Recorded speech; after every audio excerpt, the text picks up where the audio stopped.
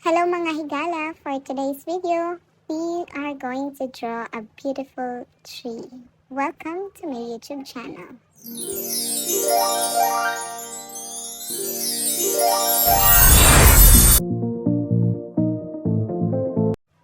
Maayong adlaw sa tanan. So, undangan na nato ng pag-English din ha ug Tagalog sa atong mga vlogs. Kay bisdak man gyud ta, bisayang dako kay taga diri man tas Davao. But anyways, for today, ni English na pug ko kalit.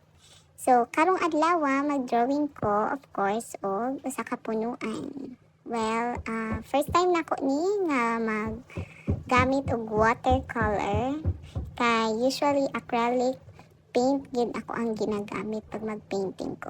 So na grasyahan man karong adlaw gipalitan ko sa akong bana og watercolor. First time nako ni gigamit akong paintbrush no og kaning ako ang watercolor pad. So sa mga mangutana asa ni mapalit, sa art shop lang dira sa Victoria Plaza. Kung taga Davao mo, naatanan inyong needs, mga painting materials, art materials, naara na tanan sa art shop diri sa Victoria Plaza.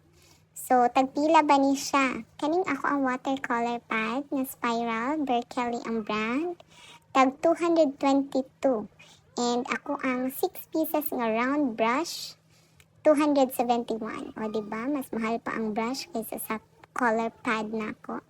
So, but anyway, di ka magmahay kay nindot yung kaayo pod ang ato ang gamit, no? So, ang akong gigamit lang ana ng mga colors kay upat ra gid ka buok. So, black, primary yellow, spring green, and burnt umber.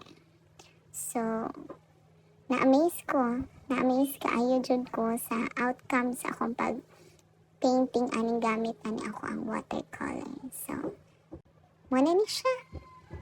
Unta na inspire pod mo kamo mga artist. Don't forget to like, share, and subscribe for more updates.